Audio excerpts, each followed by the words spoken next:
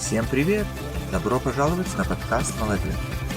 Я ваш ведущий Андрей, и со мной, как всегда, моя соведущая Катя. Hi everyone, Katie here. Подкаст «Молодец» — это увлекательная программа учения английского языка и одновременно дает шанс узнать больше об американской культуре. That's right. Every week we will talk about a new subject. We will be speaking both in Russian and in English, and we'll be exploring many topics, big and small, about American culture. Катя, как у тебя сегодня дела? Doing good. Thanks for asking. I'm excited to get started. Ну, прекрасно. Приступим. What are we talking about today? На этой неделе программы «Молодец» у нас текст о человеке, который переехал из пригорода Чикаго в город Портленд, и о различиях, которые он испытал между ними. Ты когда-нибудь жила в пригороде? No, I never did. I lived in a rural area, and then I lived in cities. I've lived in Boston, San Francisco, Chicago, and Los Angeles, but I still feel like a country girl. I know the suburbs are somewhat unique to the United States, and the history of the suburbs connects to our history with cars, because most Americans drive cars instead of taking public transportation. They can live farther away from their jobs in city centers. In general, the history of the suburbs is a little complicated in the United States. Do you know a little bit about it? Да, чуть-чуть. В середине 20 века в Соединенных Штатах произошло явление, известное как субурбанизация.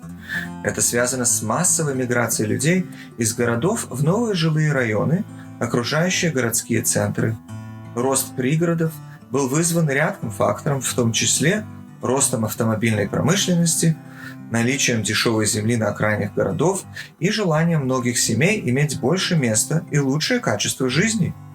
Пригороды быстро стали ассоциироваться с белыми американцами из среднего класса, которые видели в них убежище от предлагаемой преступности, бедности и социальных волнений в центре города.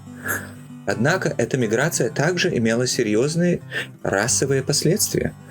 Многие афроамериканцы и другие люди цвета были исключены из пригородных сообществ из-за дискриминационных жилищных практик, таких, например, как красная черта и расовые соглашения.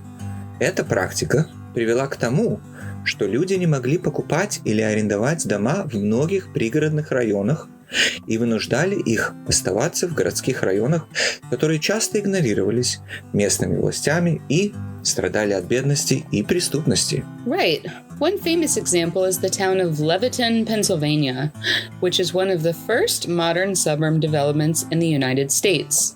In the 1950s, Levittown was a planned community of nearly identical homes. The homes were affordable and modern. They were designed for young families who wanted to own homes but could not afford to live in the city. However, when Leviton was first built, there were strict rules in place that prevented African Americans or Black families from buying homes in the community. These discriminatory practices were common in many suburban developments at the time, and they were known as redlining. О, так это значит, изначально существовали строгие правила, запрещавшие афроамериканцам или черным семьям покупать дома в некоторых из этих сообществ и районах? Yeah, in 1957, a Black family named the Myers moved into Levittown, despite harassment and protests. The Myers were the first African-American family to move into the community, and this started a national conversation about racial segregation in housing. The Myers story served as a reminder of the importance of fighting discrimination and promoting equality in all communities. Понятно. Воздействие субурбанизации, значит, на американское общество было глубоким. Рост пригородов привел к созданию обширной сети автомагистралей и другой инфраструктуры, которая изменила страну навсегда. Это также способствовало созданию сильно сегрегированного общества. При этом многие пригороды и районы по сей день остаются в основном белыми и представляют себя индивидуалов среднего класса.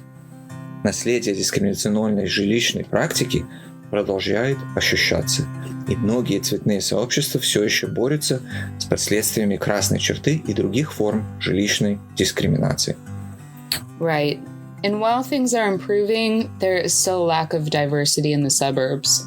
Also, there are more limited cultural and entertainment options, longer commutes, and a dependence on cars. Я понимаю, в пригородах по-прежнему не хватает разнообразия культур. Также есть более ограниченные культурные и развлекательные возможности, более длительные поездки и зависимость от автомобилей. Так почему люди переезжают туда? The suburbs are still often seen as part of the American dream, where families can have more space and a yard in an area that's cheaper and safer than the city. But it's still more dynamic than the rural areas. Понятно, хорошо. Значит, люди хотят больше места и двор в районе, который дешевле и безопаснее, чем город. Я понимаю. Как всегда, я должен спросить о еде. Well, there are no specific foods that are unique to suburbs in the United States. However, suburbs are often associated with certain types of cuisine. And the first thing I think of is casserole. Я думаю, мы называем casserole запеканку. Ну что такое американская casserole? A casserole is a dish made by baking ingredients. Often it includes a combination of meat, vegetables, and starches in a deep dish, or what we call a casserole dish. It's typically baked in an oven and topped with cheese or breadcrumbs. The ingredients in a casserole can vary widely, depending on personal preference, so everybody has their own recipe. But common ingredients include ground beef, chicken or turkey, sometimes pasta, rice, potatoes, vegetables like carrots, green beans, and corn, and often they have some kind of element like a sauce or a canned soup.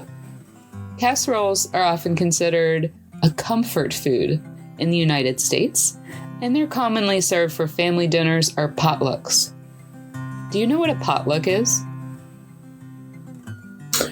Да, это интересно. Наверное, как сбор, когда все приносят что-нибудь свое. Понятно. Ну, значит, запеканка – это блюдо, приготовленное путем запекания ингредиентов. Понял.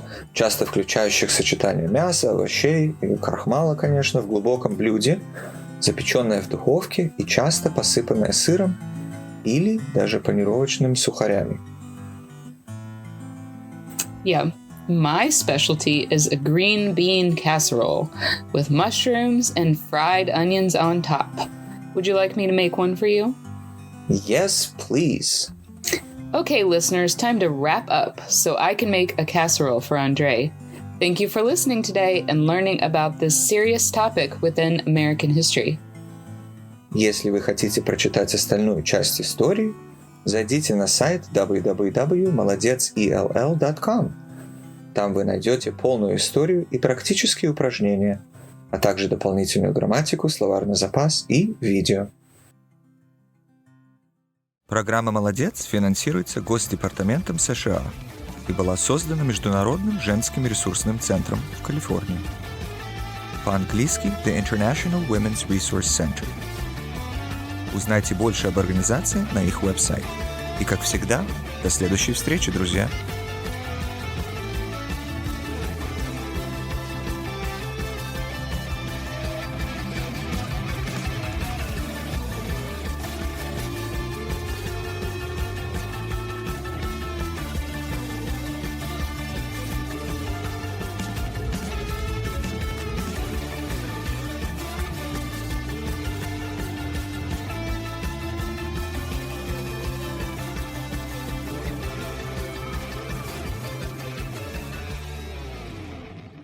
Soundstripe.